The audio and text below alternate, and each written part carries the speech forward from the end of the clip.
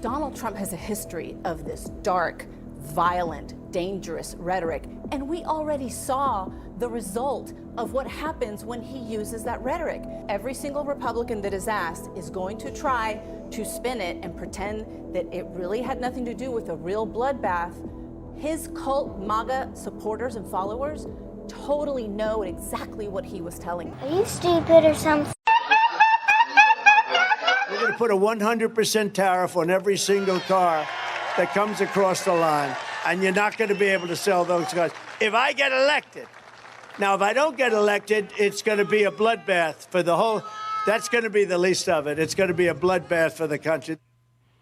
So many liberals likened his speech to that made on January 6th. He's even predicting a bloodbath. What does that mean? He's going to exact a bloodbath? There's something wrong here. How respectful I am of the American people and their goodness. But how much more do they have to see from him to understand that this isn't what our country is about? How can someone be so mistaken? But first blush is incorrect, because this is not stupidity. It's not even insanity. It is purposeful manipulation. Yes, obviously of a clip taken out of context, but purposeful manipulation of your mind. And the purposeful manipulation of your mind is to motivate you by fear to vote. Vote, vote, vote against Donald Trump. So this really blew up over the weekend, and frankly, and I'm interested to see what you think about it, but it looks to me like the media did step in another total. It's ridiculous. It's very clear what he's referring to in this case when he says bloodbath. And you can understand why the media does it in countries like China and Russia when there's no choice. But here, our media is intentionally and willingly debasing itself to lie for the left. But that clip was clipped out of context. It has been splashed across the internet, starting on Sunday and bleeding into this morning on Monday. That clip has been turned into the following headlines. Take a look at this from news sources from NBC to Rolling Stone. Trump says there will be a bloodbath if he loses the election. CBS News, in Ohio rally, Trump says there will be a bloodbath if he loses the election. Rolling Stone, Trump says there will be a bloodbath and elections will not happen if he loses in 2024. CNN, Trump warns of bloodbath for the auto industry and country if he loses the election. Your choice to make a mountain out of nothing, less than a molehill of commentary from Donald Trump, one, detracts from your ability to talk about real substantive things that he is saying that are a real problem. And it also contributes to the lack of confidence in mainstream media to not have such an overwhelming bias. The left has always been against us, has always been against Republicans, but not like this. And you can go through, they've done this with Trump, the Russia hoax. That was a blatant lie. The media knew it, and they pushed the unverified dossier that was, paid for by Hillary Clinton. You look at the Charlottesville lie.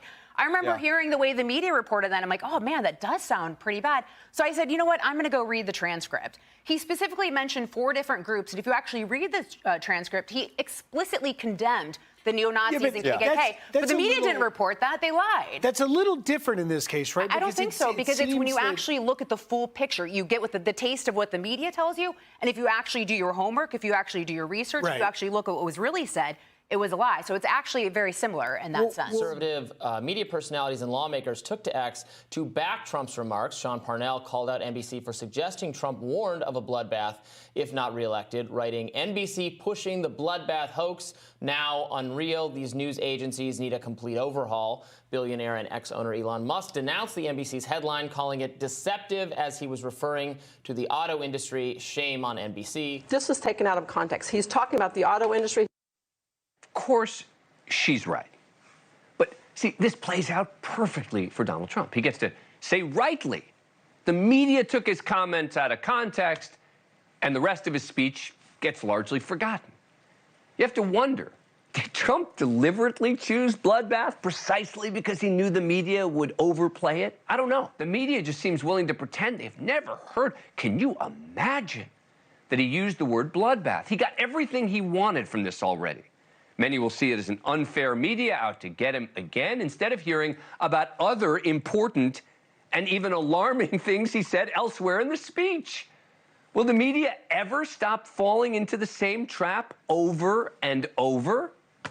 Dan, if in a generation from now we still have journalism classes or schools in this country, something I wouldn't bet on, this entire story should be used as a case study for how it is the news media had a catastrophic loss of credibility in vast portions of the American public. You are dead on. They took the bait, so to speak, and seized right on it. Here's a little bit of what they said. They said instead of appealing to a wider mainstream audience, Trump doubles down on his threats of political violence. The American people are going to give him another electoral defeat this November because they continue to reject his extremism, his affection for violence, and his thirst for revenge.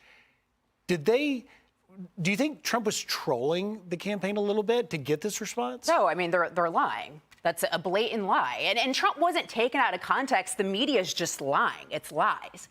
He was specifically talking about the auto industry. Anyone that took 2 seconds to watch the clip would know that, but they decided not to. He was saying that if you allow the Chinese to dominate the EV industry, which is what Biden's policies are promoting, you're going to destroy the auto industry in this country. I think it shows how low the media is willing to go to cover for Joe Biden. We are going to see a massive push from now until Election Day, using social media, using the media to try to take everything that President Trump is doing and saying out of context. That's what the liberal media does all the time with Donald Trump. They have been going after him from the time he announced he was running for presidency back in 2016. He's talking about the auto industry and said there will be a bloodbath. And then he says that'll be the least of it.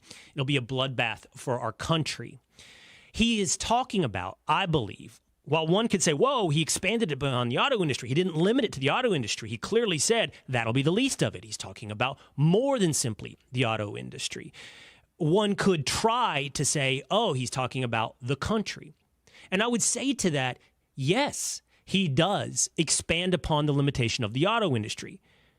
But I think it reads pretty clearly that he's talking about A, the economy at large beyond the auto industry, and there would be a bloodbath, and B, the country at large, be it our culture, our economy, our inflation, our taxes, the loss of common sense, would be a bloodbath if he loses the election. I have a hard time steelmanning my way into understanding how they're saying he's asking for a bloodbath, that he's asking for insurrection, he's asking for January 6th, should he lose the election. I have a hard time understanding how they arrive at that phrase in that context, even with those non sequiturs, even with that stream of consciousness, is a call for political violence.